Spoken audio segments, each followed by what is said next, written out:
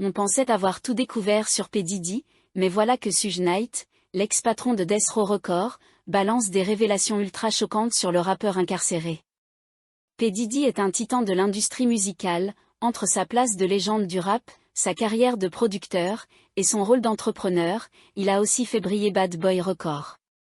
Il a lancé des icônes comme The Notorious B.I.G. et a su conquérir des secteurs comme la mode, les boissons et les médias avec un flair qu'on lui envie. Cependant, malgré un succès colossal, l'empire du magnate du rap semble tanguer ces derniers temps, et ce, sous le poids de accusations sérieuses qui risquent de tout remettre en question.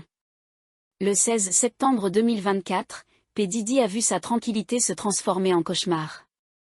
Après des mois de rumeurs et d'accusations autour d'agressions sexuelles et de trafic d'êtres humains, le rappeur a été arrêté à Manhattan, en plein cœur de New York, alors qu'il se baladait avec son fils. Selon son avocat, l'arrestation a eu lieu à l'hôtel Park Hyatt vers 20h15, un retournement de situation inattendu pour celui qui semblait loin des soucis juridiques. Cette arrestation s'inscrit dans un enchaînement de plaintes déposées contre lui, aussi bien par des hommes que des femmes, qui l'accusent de violence et d'abus sexuels.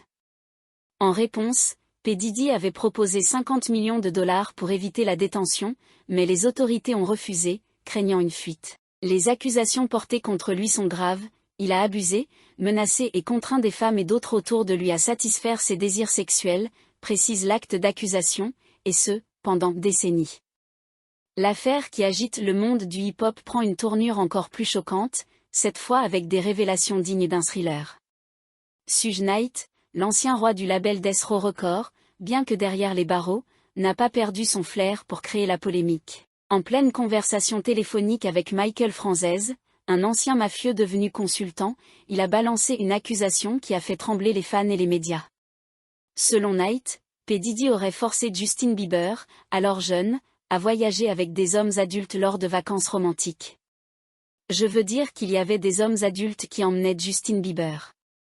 Un homme adulte emmenait Justin Bieber quand il était jeune, en vacances, des vacances romantiques, a déclaré Suge Knight, mettant en lumière des clichés Instagram d'époque. Et pour ajouter de l'huile sur le feu, il a souligné qu'aucune femme n'apparaissait sur ses photos, juste l'interprète de Sorry et un homme plus âgé, dans une relation qui reste, pour le moins, mystérieuse. Suge Knight n'y va pas de main morte en révélant ce qu'il décrit comme la chose la plus triste au monde, ce que P. Diddy et son entourage auraient fait endurer au jeune Justin Bieber.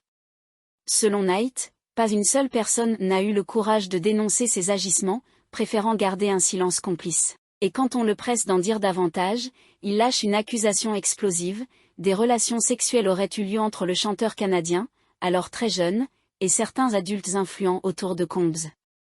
Je déteste vraiment dire ça, parce que j'aime beaucoup Justin Bieber, ajoute-t-il, visiblement peiné.